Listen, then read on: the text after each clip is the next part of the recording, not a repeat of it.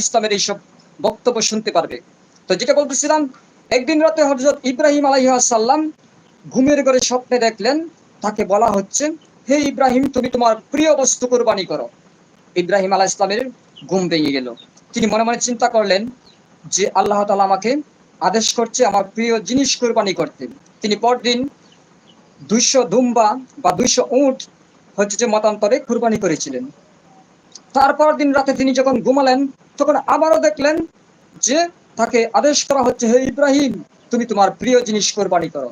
ইব্রাহিম আলাইহিস সালাম পরদিন আবারও 200 উট কোরবানি করলেন।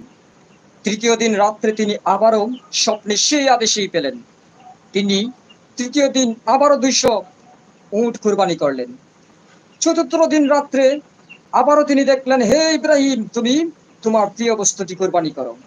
এবার ইব্রাহিম আলাইহিস সালাম মনে মনে টেনশনগ্রস্ত হয়ে পড়লেন যে আমি স্বপ্ন দেখার পরপরই প্রত্যেক দিনেই আমি হচ্ছে যে 200 করে পশু কুরবানি করছি, কিন্তু আল্লাহ তাআলা আমার কুরবানি গ্রহণ করছে না। আমার প্রিয় বস্তু চাচ্ছে, আমার প্রিয় বস্তু দুনিয়াতে কি আছে সেটা আমাকে করতে হবে। তিনি একা একা নির্জনে বসে কিছুটা ধ্যান করলেন এবং চিন্তা ভাবনা করে তিনি একটা সিদ্ধান্ত পৌঁছালেন যে আমার সবচাইতে প্রিয় বস্তু হলো আমার সন্তান। আল্লাহ পাক রব্বুল আলামিন হয়তোবা আমার সেই সন্তানকেই কুরবানি চাচ্ছে। আল্লাহ পাকের চাওয়া যদি এটাই হয়, তাহলে এই পরীক্ষাতেও আমি সফল হব এবং আমাকে যে ইব্রাহিম খলিলুল্লাহ উপাধি দেওয়া হয়েছে, আমি আল্লাহ তাআলার জন্য যেকোনো কিছু করতে পারি, সেটা প্রমাণ আমি আরো একবার দেব।